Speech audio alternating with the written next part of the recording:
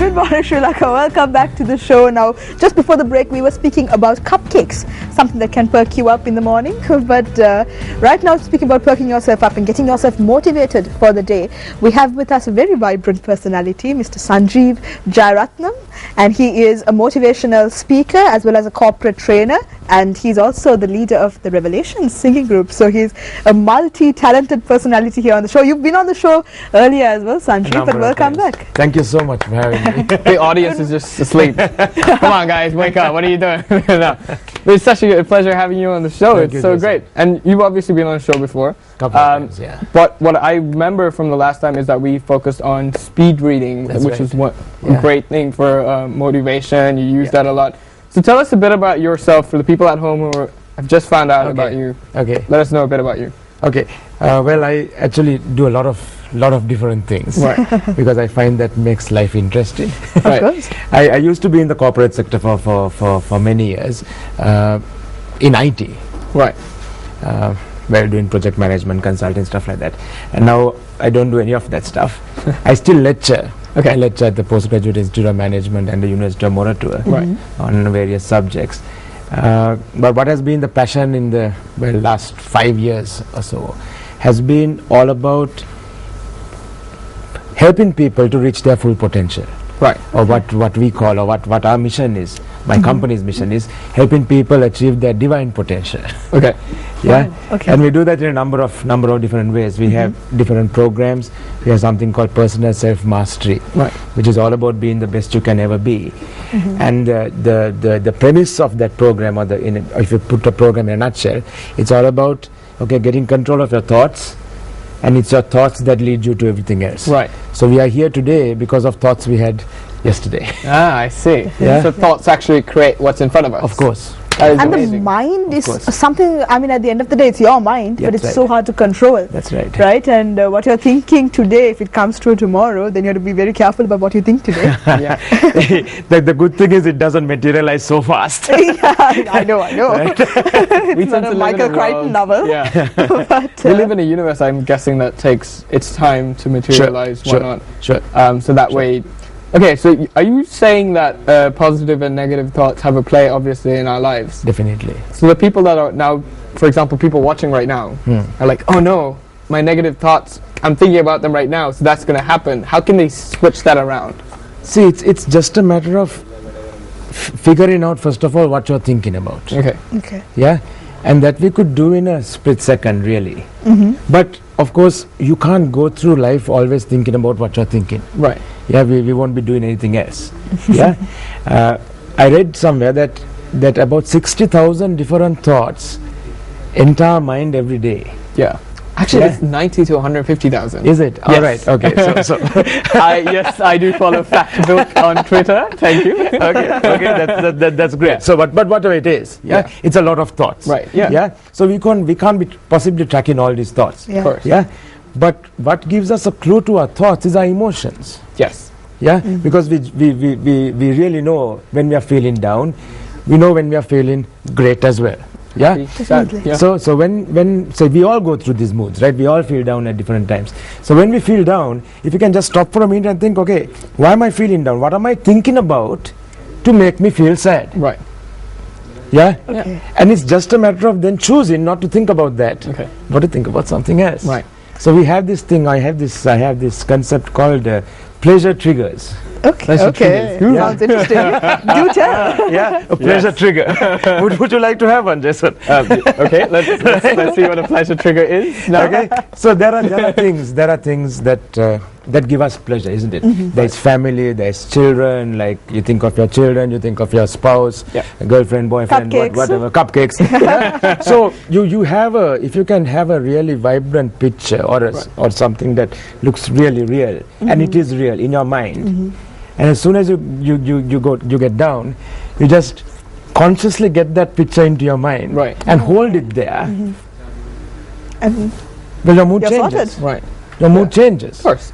It's something that we try out. Whenever I break up with my girlfriend, I think about the next girl. No, I'm joking. That's of course that would be a brilliant thing to do. Just an example for the comedic essence of the show. I hope your next girlfriend is not watching the show, Jason.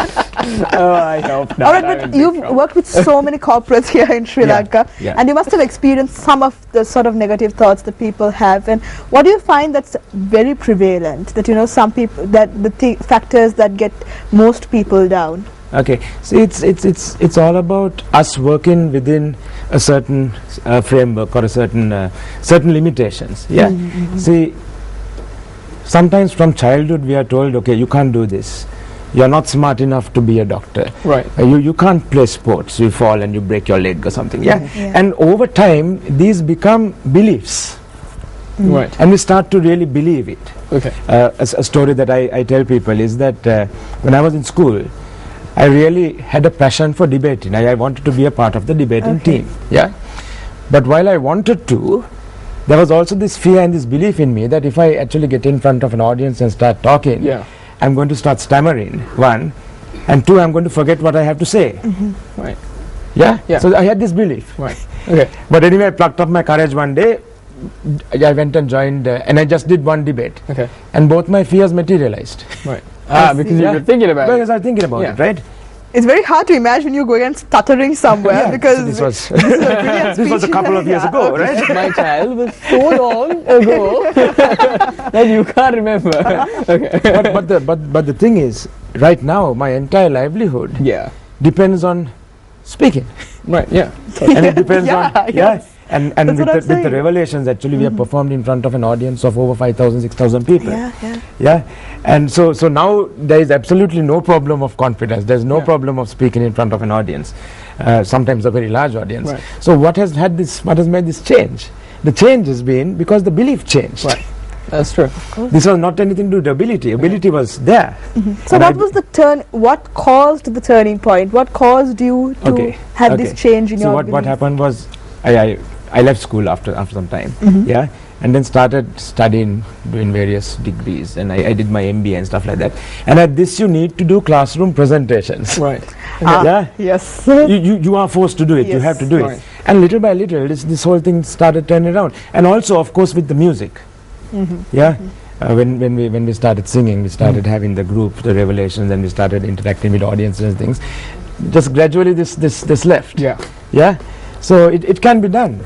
Definitely. And actually anyone can really do it. It's just that you need to have the belief. That is actually something very similar to what I believe in as well. All right, now when it comes to the corporate world and the training that you do for individuals and also like, let's say a business entire group, how would you train, say, an individual? You'd obviously focus on him to shift his emotions, his thoughts, whereas when it comes to a corporate client, where you got groups of people, would you train them as a group, or would you train each and every one of them individually, and maybe that would help them? How does that work? See, it all depends on what the people want. Right. Yeah. We do it on an individual one-on-one basis, but of course that takes longer, and there are various other factors involved. We also do it as a group, not a large group. It's a group of 16 to 20. Right. And of course this program then is like over 2 days. Okay. And sometimes night as well.